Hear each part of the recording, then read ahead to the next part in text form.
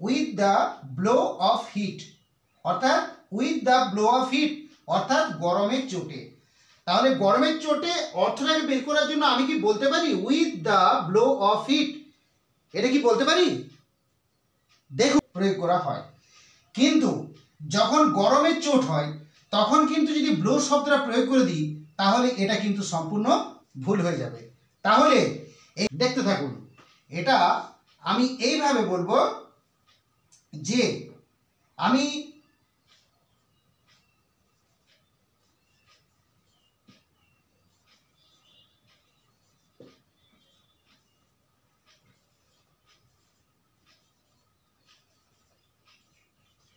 দেখুন আমি একটা অর্থ এইভাবে বলবো, গরমের চোটে অর্থটা প্রকাশ করার জন্য আমি বলতে পারি in the heat of summer.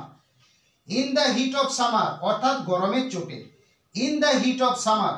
অথবা আমি আরেকটা ইংরেজি আপনাদের সামনে উপস্থাপন করতে পারি, অ্যান্ড সেটা হলো দেখুন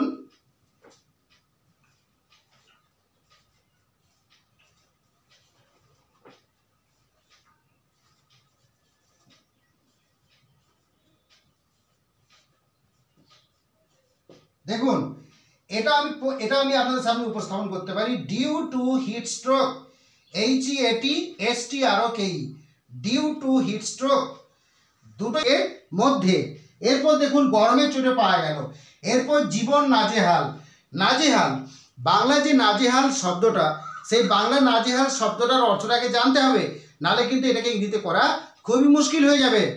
নাজেহাল শব্দ আমরা বলতে পারি শ্রান্ত, ক্লান্ত, হয়রানি ইত্যাদি অর্থে আমরা কিন্তু প্রয়োগ করতে পারি। সুতরাং এই ক্ষেত্রে জীবন নাজেহাল, তাহলে আমি কি করব? দেখুন জীবন অর্থ আমরা সবাই জানি, লাইফ করে দিলাম। এরপর নাজেহাল, তাহলে লাইফ ইজ নাজেহাল, অর্থাৎ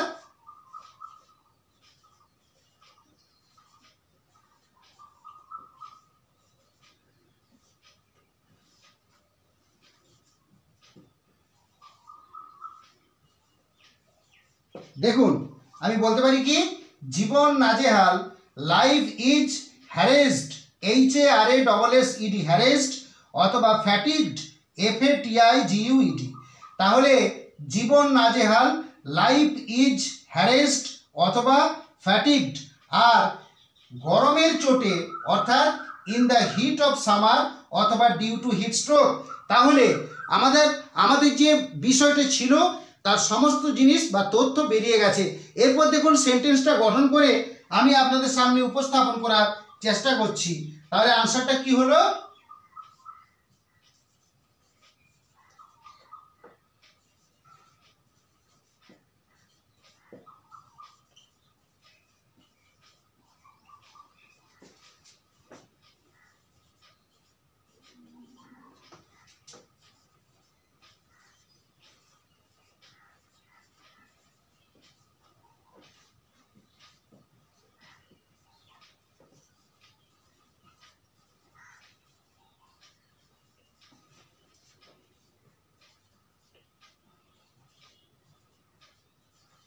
দেখুন তাহলে আনসারটা পুরো কি হয়ে গেল?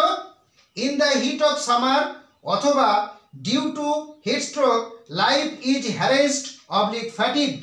আনসার বেরিয়ে গেছে। নাজেহাল সম্পর্কে যেটুকু তথ্য আমি আপনাদের সামনে উপস্থাপন করলাম, আশা করি বিষয়টি আপনাদের অতি অবশ্যই মনোযোগকে আকর্ষণ করবে। So finally thanks to everybody for watching our video. Thank you.